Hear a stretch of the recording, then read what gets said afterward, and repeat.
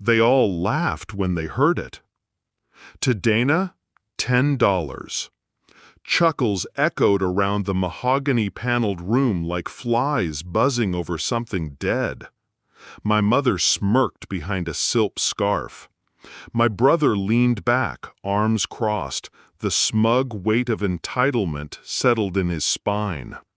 Even the cousins, barely blood, barely present, smiled like they'd won something.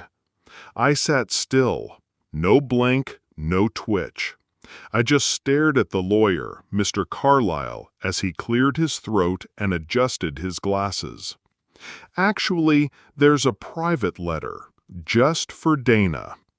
And then, silence. That kind of silence where the walls lean in to listen.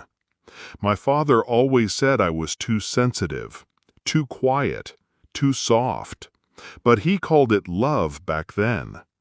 I was his shadow, the one who fetched his tea, learned the names of his clients, memorized his calendar.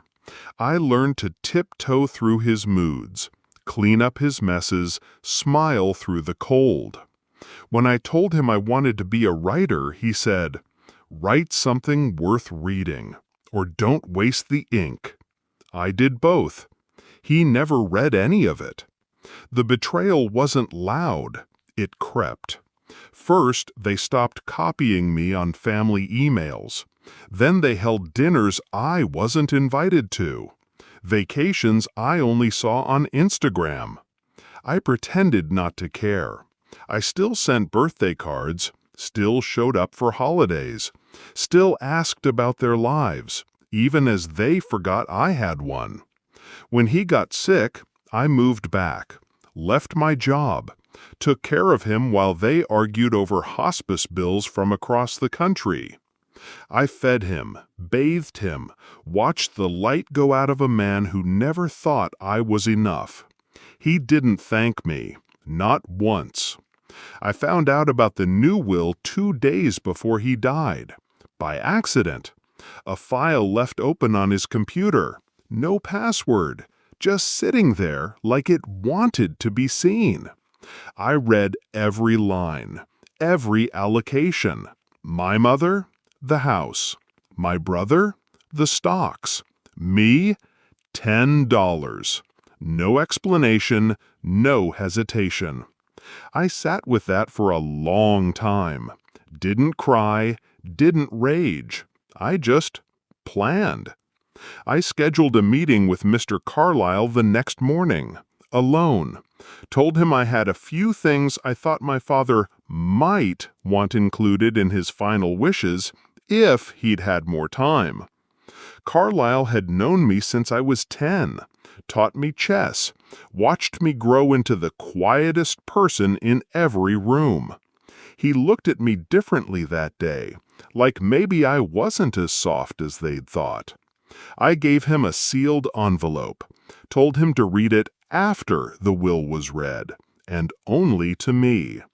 So there we were, room full of vultures, inherited smiles and fake grief. Carlyle reached into his briefcase, pulled out a small envelope, cream-colored, heavy paper. My name written in ink I recognized. Mine. I opened it slowly, read the first line out loud. To my daughter Dana, the only one who saw me for who I was, and stayed anyway. The room shifted. Eyes narrowed. My mother stiffened. My brother sat forward, alert now. I continued. You were the one who held my hand when I couldn't speak. The one who brought me dignity when the rest brought lawyers. This is not a letter of apology. You know I don't do that. This is acknowledgement. My voice was calm, even, deadly.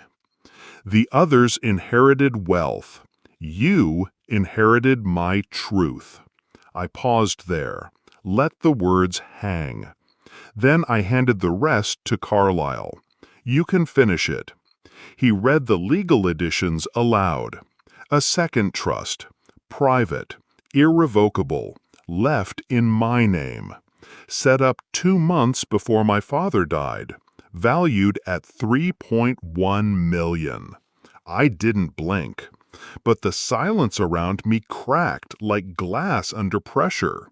My brother's face turned the shade of ash. My mother's lips parted, but no words came. "This can't be right," she whispered. Carlyle nodded politely. He left video instructions as well, dated and time-stamped. I didn't need to see it.